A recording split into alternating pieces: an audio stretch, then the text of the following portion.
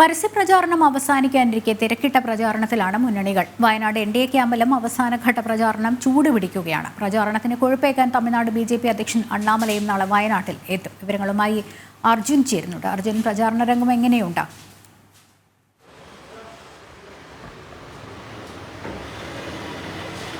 ലക്ഷ്മി, പ്രചാരണം അവസാന ഘട്ടത്തിലേക്ക്, അതായത് പരസ്യപ്രചാരണം അവസാന ഘട്ടത്തിലേക്ക് മൂന്ന് മുന്നണികളും വലിയ രീതിയിലുള്ള പ്രചാരണമാണ് കൊഴുപ്പിക്കുന്നത്. അതായത് വയനാടിനെ സംബന്ധിച്ചുള്ള ഗ്ലാമർ പോരാട്ടമാണ് നടക്കുന്നത്.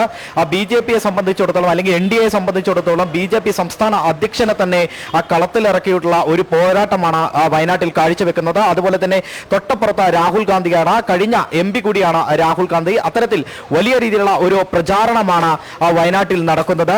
നാളെ എന്തിനാ തന്നെയും NDAക്ക് ശക്തി പകരാൻ അല്ലെങ്കിൽ BJPക്ക് ശക്തി പകരാൻ അണ്ണാമലൈ, അതായത് BJPയുടെ തമിഴ്നാട്ടിലെ BJPയുടെ അമരക്കാരൻ അണ്ണാമലൈ എത്തുന്നുണ്ട്. എന്തിനാ തന്നെയും നമ്മുടെ കൂടെ സന്ദീപ് വാര്യർ നമ്മുടെ കൂടെ ചേരുന്നുണ്ട്.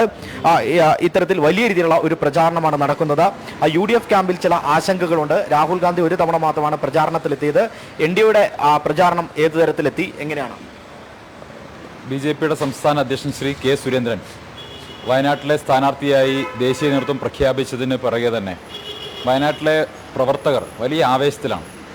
ഒരുപക്ഷെ വയനാട് ലോക്സഭാ മണ്ഡലത്തിൻ്റെ ചരിത്രത്തിലാദ്യമായിട്ടാണ് ദേശീയ ജനാധിപത്യ സഖ്യം BJP ഇത്ര വലിയൊരു തെരഞ്ഞെടുപ്പ് പോരാട്ടം കാഴ്ചവെക്കുന്നത്.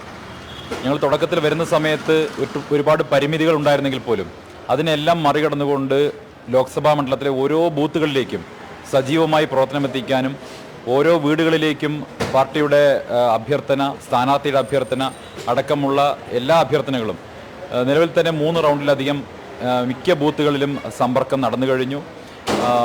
100% ബൂത്തുകളിലേക്കും പ്രവർത്തനം എത്തിക്കാൻ സാധിച്ചിട്ടുണ്ട്. വലിയ ആവേശത്തോടു കൂടി തന്നെയാണ് K. സുരേന്ദ്രനെ വയനാട്ടിലെ ജനങ്ങൾ ഏറ്റെടുത്തിട്ടുള്ളത്. ഇന്ന് പ്രചരണത്തിലും പരസ്യ പ്രചരണത്തിലും BJPക്ക് ഒരുപാട് മുന്നിലെത്താൻ സാധിച്ചു. ദേശീയ തലത്തിൽ നിന്ന് സ്മൃതി ഇറാനിജിയെ പോലെ പാർട്ടിയുടെ അഖിലേന്ത്യാ അധ്യക്ഷൻ ശ്രീ JP നദ്ദാജി, ഇന്നലെ അസം മുഖ്യമന്ത്രി ശ്രീ ഹേമന്ത് ബിശ്വ ശർമ്മ, ഇനി വരാൻ പോകുന്നത് പ്രവർത്തകരുടെ ആവേശമായിട്ടുള്ള, ജനങ്ങളുടെ ആവേശമായിട്ടുള്ള പ്രിയപ്പെട്ട തമിഴ്നാട് അധ്യക്ഷൻ ശ്രീ അണ്ണാമലൈജി, ഇവരൊക്കെ വയനാട്ടിലേക്ക് വരികയാണ്. ഒപ്പം സംസ്ഥാനത്തെ പ്രധാനപ്പെട്ട BJP നേതാക്കൾ എല്ലാവരും തന്നെ വയനാട് ലോക്സഭാ മണ്ഡലത്തിലെത്തി പ്രചരണത്തിന് നേതൃത്വം നൽകി. ശ്രീ കുമ്മനം രാജശേഖരൻ ഉൾപ്പെടെ ശ്രീ PK കൃഷ്ണ, ശ്രീ AP അബ്ദുള്ളക്കുട്ടി അടക്കമുള്ള മുഴുവൻ നേതാക്കളും വയനാട്ടിലേക്ക് വന്ന് ഇവിടെ പ്രചരണത്തിന് നേതൃത്വം നൽകുകയുണ്ടായി. അതിൻ്റെ എല്ലാം ഒരു ആവേശം പ്രവർത്തകർക്കിടയിൽ നമുക്ക് ദൃശ്യമാണ്. അപ്പം വലിയ ആവേശം തന്നെയാണ്. എന്തായാലും രാഹുൽ ഗാന്ധി കഴിഞ്ഞ 5 വർഷക്കാലം വയനാട് ലോക്സഭാ മണ്ഡലത്തോട് കാണിച്ചിട്ടുള്ള അനീതിക്കും അവഗണനയ്ക്കും എതിരായിട്ടുള്ള വലിയ ജനവികാരം ജനങ്ങൾക്കിടയിലുണ്ട്. പ്രത്യേകിച്ച് കോൺഗ്രസ് പ്രവർത്തകർക്കിടയിൽ തന്നെ രാഹുൽ ഗാന്ധി ഒട്ടും ആക്സസിബിൾ ആയിട്ടുള്ള ലീഡർ അല്ല, MP അല്ല എന്നൊരു തോന്നലുണ്ട്.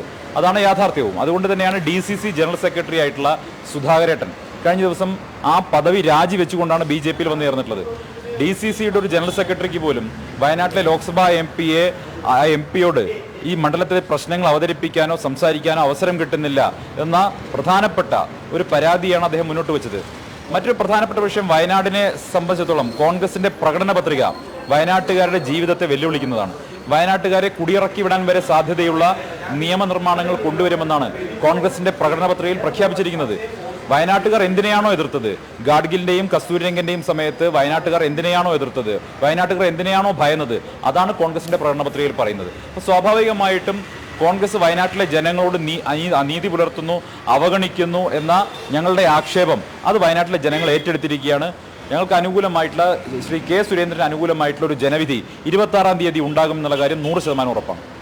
തീർച്ചയായും ഇത്തരത്തിലാണ് NDA ക്യാമ്പിന്റെ പ്രതീക്ഷകൾ. അത്തരത്തിൽ വലിയ രീതിയിലുള്ള ഒരു പ്രചാരണമാണ് NDA ക്യാമ്പും ഉയർത്തുന്നത്. അതായത് ദേശീയ നേതാക്കളെ രംഗത്തിറക്കി ദേശീയ തലത്തിലുള്ള വികസനങ്ങൾ ചൂണ്ടിക്കാണിച്ച്, കേരളത്തിൽ ദേശീയ തലത്തിൽ വന്നിട്ടുള്ള വികസനങ്ങൾ ചൂണ്ടിക്കാണിച്ചാണ് NDAയുടെ പ്രചാരണം. അത്തരത്തിലുള്ള പ്രചാരണമാണ് BJP അടക്കം നടത്തുന്നത്. തൊട്ടപ്പുറത്ത് കോൺഗ്രസും ആ രീതിയിലുള്ള ഒരു പ്രചാരണം നടത്തുന്നു. അതായത് അത്തരത്തിൽ രാഹുൽ ഗാന്ധിയാണ് മത്സരിക്കുന്നത്, ദേശീയ നേതാവാണ് എന്നുള്ളത് ചൂണ്ടിക്കാണിച്ച് നടത്തുമ്പോൾ തൊട്ടപ്പുറത്ത് തന്നെ ആനി രാജയെ ഇറക്കിക്കൊണ്ടാണ് LDF കളം പിടിക്കുന്നത്. കഴിഞ്ഞ ദിവസം തന്നെ വലിയ രീതിയിലുള്ള ഒരു പ്രചാരണം പ്രവർത്തനങ്ങൾ തന്നെ CPM-ന്റെ ഭാഗത്തുനിന്നും അല്ലെങ്കിൽ LDF-ന്റെ ഭാഗത്തുനിന്നും ഉണ്ടായിരുന്നു. അത്തരത്തിൽ തന്നെ അതേ നാണയത്തിൽ തന്നെ തിരിച്ചടിച്ചുകൊണ്ടാണ് സംസ്ഥാന അധ്യക്ഷനെ കളത്തിലിറക്കിക്കൊണ്ട്, K. സുരേന്ദ്രനെ കളത്തിലിറക്കിക്കൊണ്ട് BJP ഒരു തിരിച്ചടി നൽകിയിരിക്കുന്നത്. അത്തരത്തിൽ ശക്തനായ ഒരു എതിരാളി, അതായത് രാഹുൽ ഗാന്ധി ശക്തനായ ഒരു എതിരാളിയെ തന്നെ രംഗത്ത് ഇറക്കിക്കൊണ്ടാണ് വലിയ രീതിയിലുള്ള ഒരു പ്രചാരണത്തിന് കോപ്പുകൂട്ടുന്നത്. മാത്രമല്ല നാളെ തമിഴ്നാട് BJPയുടെ അമരക്കാരൻ അണ്ണാമലൈ അടക്കം വയനാട്ടിലെത്തുകയാണ്. ഇത്തരത്തിൽ ദേശീയ സംസ്ഥാന നേതാക്കളെ അടക്കം രംഗത്തിറക്കിക്കൊണ്ട് വലിയ രീതിയിലുള്ള ഒരു പ്രചാരണത്തിനാണ് NDA ക്യാമ്പും കോപ്പുകൂട്ടുന്നത്. അർജുൻ, അതാണ് ഒരുപക്ഷെ പ്രചാരണത്തിൽ പരസ്പരം ആരോപണ പ്രത്യാരോപണങ്ങളൊക്കെ ഉണ്ടാക്കുമ്പോൾ വയനാട് MP വയനാടിന് വേണ്ടി എന്ത് ചെയ്തു എന്നുള്ളൊരു ചോദ്യം മറ്റു മുന്നണികളുടെ മറ്റ് എതിർ സ്ഥാനാർത്ഥികളുടെ ഭാഗത്തു നിന്നുണ്ടായാൽ ജനം ഒരു പക്ഷേ അതിനെ ഒരു രാഷ്ട്രീയ ചുവയോടെ മാത്രമേ നോക്കിക്കാണൂ, അല്ലെങ്കിൽ രാഷ്ട്രീയ ചുവയോടെ സംസാരിച്ചു എന്നേ കാണും. പക്ഷേ ഇപ്പോൾ സന്ദീപ് വാര്യർ നേരത്തെ സൂചിപ്പിച്ചതുപോലെയാണ് വയനാട് DCC ജനറൽ സെക്രട്ടറി തന്നെ നരേന്ദ്രമോദിയുടെ രാഷ്ട്രീയത്തിൽ, വികസന രാഷ്ട്രീയത്തിൽ ആകൃഷ്ടനായി ഇന്ത്യയിലേക്ക് ചേർന്നൊരു സാഹചര്യം. അദ്ദേഹം സുധാകരൻ എന്ന വ്യക്തി ആ സമയത്ത് പറഞ്ഞത് തനിക്ക് പോലും അപ്രാപ്യനാണ് രാഹുൽ ഗാന്ധി. ഇപ്പോൾ സാധാരണക്കാരുടെ കാര്യം എങ്ങനെയായിരിക്കും എന്നുള്ളതാണ്. അത്തരത്തിലൊരു ചെറിയ പ്രതിരോധത്തിലേക്ക് ഈ ഒരു സമയത്ത് കോൺഗ്രസ് ക്യാമ്പ് പോയിട്ടുള്ള ഒരു സാഹചര്യമില്ലേ വയനാട്ടിൽ?